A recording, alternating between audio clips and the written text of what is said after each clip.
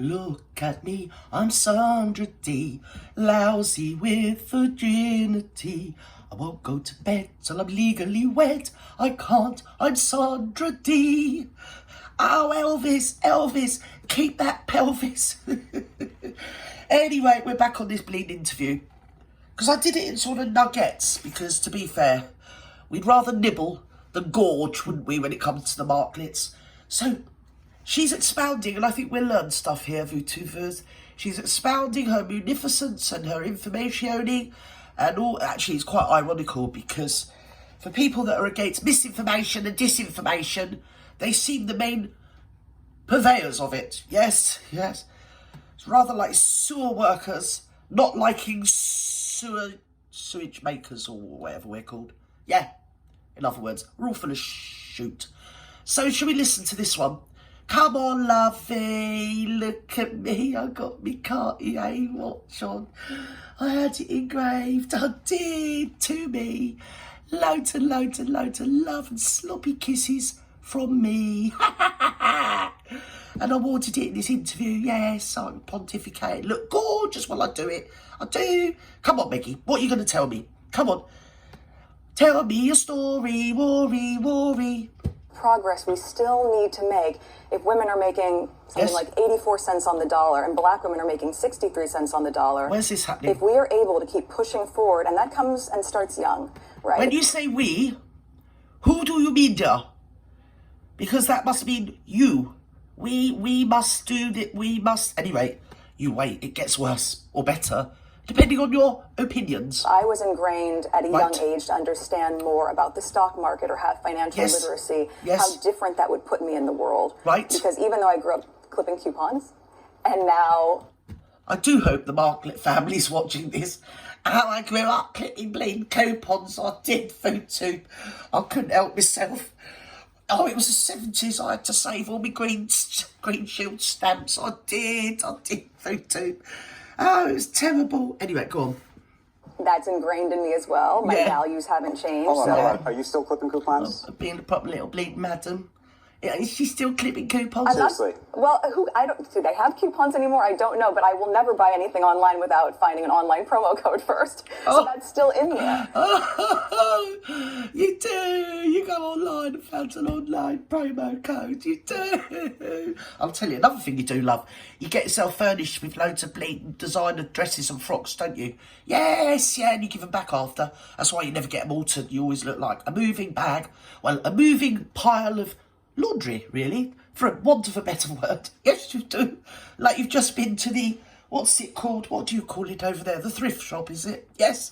And you just went mad in the aisles. You couldn't help yourself. And sometimes you even leave the bleeding price tag still on it, don't you, darling? So go on, let's carry on getting financial information from the Marklet.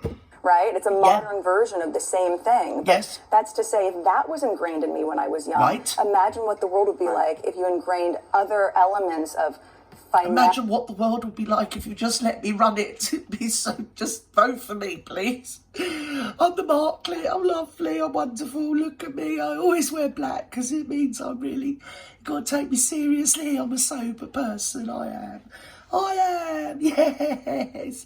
And I works really hard, I do. Look at me here talking, it's hard work. Financial understanding, especially in young women, so they could move in the world in a different way. You've talked about this idea of the dignity of work. We can move in the world in a different way. What is it, the Ministry of Funny Walks now, darling, is it? We can move in the world in a different bleeding way. Most women just go out to work, you know, because you need money to bring your kids up, you know. Usually trudging, if you're in Britain, usually trudging through either extreme heat or pissing down with rain, VTube. And I'm sorry if you don't like the word pissing. Shall I change it to pouring? Yes, or deluging. Come on, Megs. Come on, chop. And I'm curious what that's like for you and where you think that came from for you. Working for Esquire. No. I don't know exactly where it came from. Both my parents have a very strong work ethic, and so I remember... Oh, yeah, Doris, she had a very strong work ethic. She used to go to work and not come back for a decade.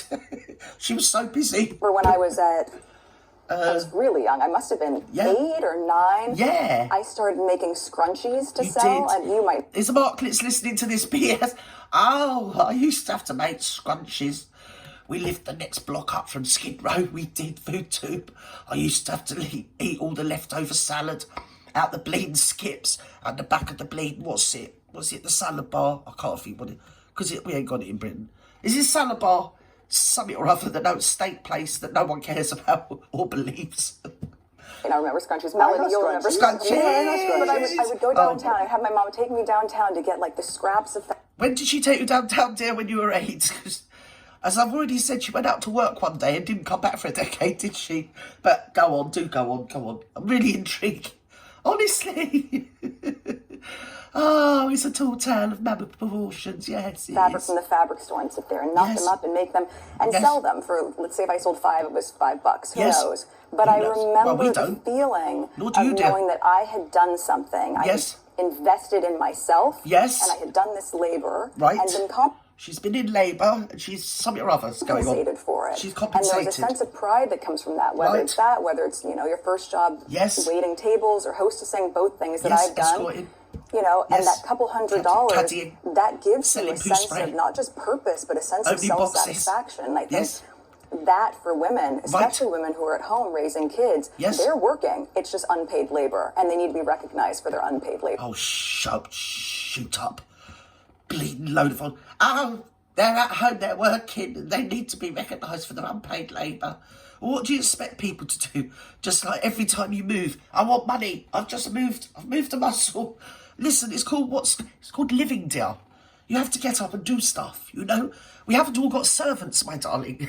I know it's a revelation to you. Oh my God, I'm at home with the kids and I'm doing what's called working. I am. And I deserve to be compensated for it, yeah. Because, we had an audit on Arse-Wipes, whatever that bleeding charity is that I run, Hookie Foundation thing. Yes. And obviously, I had to put down that I only work 1 hour a week. I do. That, so I don't have to pay tax or something, probably some swerve. You know what the marklets are like, yes? They're fly, aren't they, to say the least? So, she only works an hour a week, according to her. She's got all these servants, yes? Oh, she did work the other day. She did, because she told everybody at Dusseldorf, didn't she? Yes, she had to drive her children down to get them a milkshake and then take them to preschool. But anyway, do please lecture us on women empowerment, working ethics, rights, money, and all the other BS you come out with, dear. You're completely disconnected from reality, aren't you? It's very interesting. Labor. Right, labour. Okay, so I have a different question. How do we deal with men? Oh, here we go. They need to be part. How do we deal with men? Well, no, but beyond that, in terms of paid family leave, in terms of changing the conversation and even dynamic among men around this? Not interested. I think it takes strong men to and modern men, frankly, to really understand that they benefit from it as well. Right. Paid parental leave is really important. It's not... Oh my God, she's still about 40 years out of date with all this hooey, isn't she? Yeah. How do you deal with men? Well, I'll tell you what you do. Push them out the way. Cut their nads off. Emasculate them. Talk down to them. Throw yourself on the floor crying like a bleeding 2-year-old every given moment. Basically, just get horizontal. Yes, and call it work. And then claim that you're a self-made woman on the back of it. Yes, literally and operatively and subjectively. Yeah, or whatever. Shut up, Gert. You idiot. Not just about the mom being home, what it does and connects you, how it connects you. You wouldn't know about that now, would you, darling, you see? Because as I keep saying, she left one day for work, didn't she?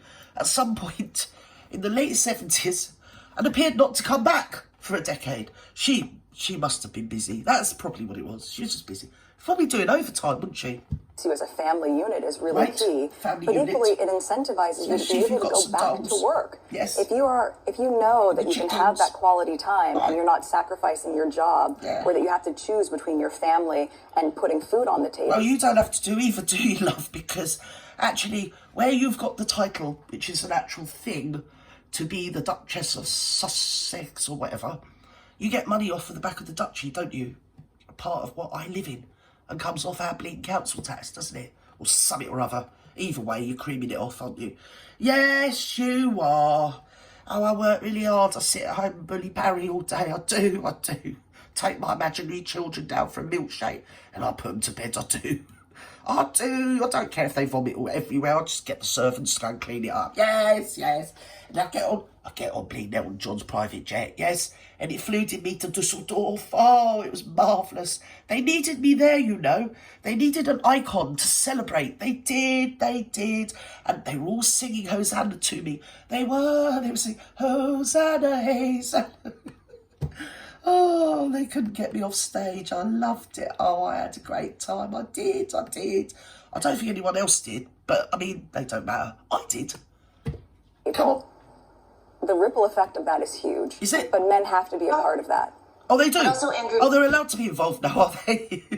Oh, right, okay. Facts matter. This is one of those things about perception and reality. Yeah. So the reality is men benefit from a lot of these programs. That is just the truth. Mm-hmm. I remember looking at some statistics. I'm not being funny, love, but talking about perception and reality to the marklet, you might as well talk bleeding Russian or Spanish, because you can't understand that either, can she? But she learnt French for 8 years or something or other that no one gives a stuff about. And that was a load of old hooey. Yes, come on the marklet. We're not interested in you, love, in the middle. We're probably a lovely lady, but, you know, a bit Snoozeville, Tennessee, isn't it, really? Oh, we're back at the marklet. Come on, marklet. Come on. Tell me a story. We're a small company, but we have the policies that we would like, right? So if I was an employee at our company, we have 20 weeks of paid leave. Right. Because if it's not being provided by the government... Have you heard the debacle at Heads Up, which was headed by her other half? Yes. So that's a load of old hooey.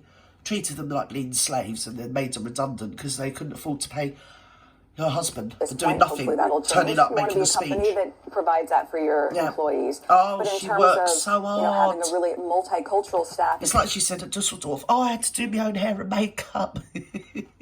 Yes, we could see, my dear, we could see. Yeah, in this interview, I think she's going for the bedhead. Look at me, sexy bedhead. Look at me, I'm sexy. Multicultural because we want a diversity not just of people but of opinions. I'm 47 years old, but I'm well cool. I am. And points of view. It adds to the richness of the company and what we're able to deliver, be it on the production side or in our foundation side, anything that we do. But you don't do anything, my darling. What do you do? You went to do Ron. Is that it? You went and didn't you go and bully that Getty bloke? Got him to give you a load of money. Yes. Did you have your lippy on, dear? Did you have the sucky lips at the ready, dear? Did you? Because he did give you some wonga, didn't he? And his family weren't very bleeding pleased. Yeah. But that probably was work. Was that hard work? Actually, to be fair, yeah. I'll give you that, all right? I'll give you credit for that. That probably was bleeding hard work, love. He's got to be about 91, isn't he? 96 or something. I asked Melody the question, but that was beyond the call of duty, wasn't it? It's like giving to the dead. Raising the infirm.